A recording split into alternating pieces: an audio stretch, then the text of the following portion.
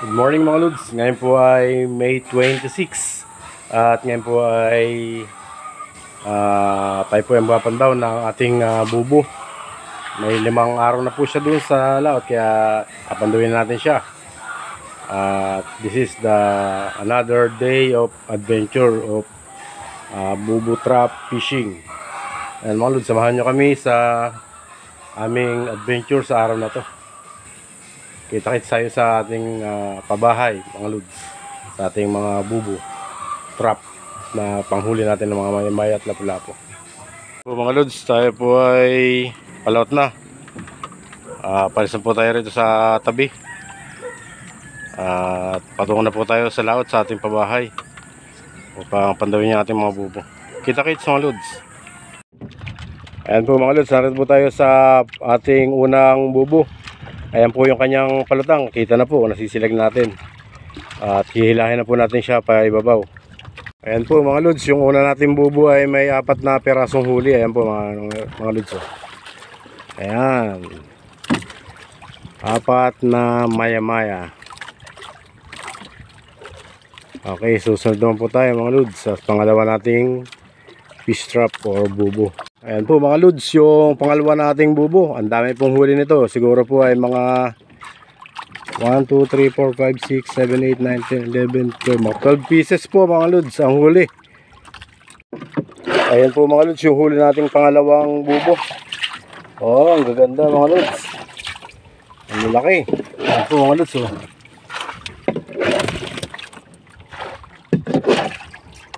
Oh Lods, ang laki oh.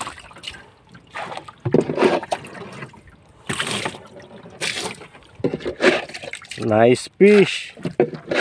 Ang laki mga Lods. Maya-maya. Napakasarap po nitong sweet and sour.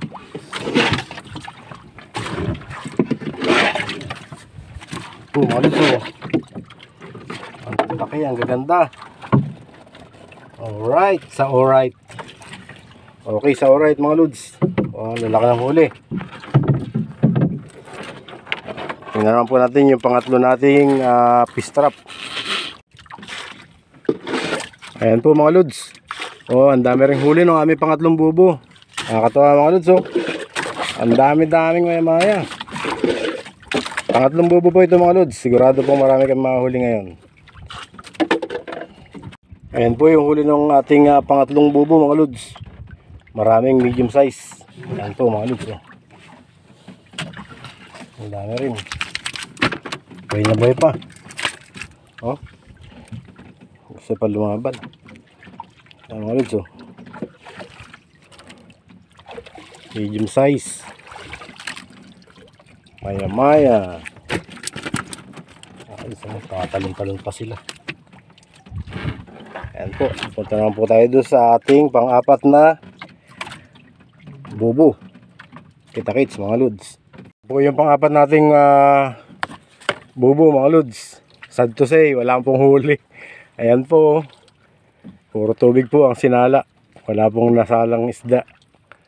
Ano mga Lods, yuhulog-uli natin siya dito. Kita-kits tayo doon sa panlimang bubo. Ayan po mga guys, dito po tayo sa ating pang-5 bubong kawayan. Ay, ito na po ang kanyang huli. Ayan po mga guys oh. Ang dami rin po siyang huli. Tapos meron po siyang isang malaking lapu-lapu. Ayan po mga guys. Okay, sa alright. Ito po yung huli ng ating pang-5 bubong kawayan. Ayan po, ang laking lapu-lapu. Maray ko po yan, sarap ng lasa niyan.